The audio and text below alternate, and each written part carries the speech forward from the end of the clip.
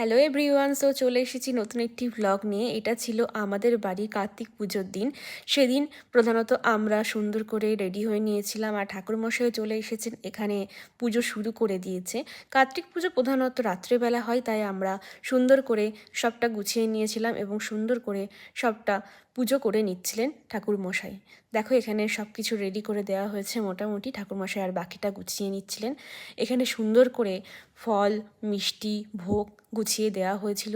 প্রসাদের মধ্যে ছিল খিচুড়ি, লাবড়া তরকারি, 5 রকম ভাজা, লুচি, সুজি, পায়েস, এছাড়াও ছিল ক্ষীর, ছানা আর মিষ্টি। আমরা সুন্দরভাবে সবটা পুজো করে নিয়েছিলাম। খুব সুন্দর লাগছিল সেই সন্ধ্যেটা, এত ভালো লাগছিল যে কি বলবো। দেখো এখানে ঠাকুরমশাই সুন্দর করে আরতি করে নিচ্ছেন, আর একে একে প্রত্যেকেই আসছে আমাদের বাড়ির থেকে, এবং সবাই খুব মজা করছিল এই দিনটাতে। দেখো পুজো মোটামুটি হয়ে গেছে, এবার হবে হোম।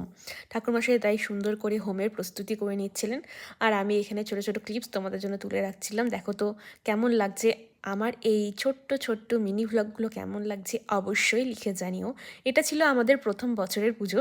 আমাদের বাড়ির সামনে পাড়ার কিছু ভাইয়েরা কার্তিক ঠাকুর রেখে গেছিলো, আর সেখান থেকেই আমরা সুন্দর করে পুজোটা করে নিয়েছিলাম।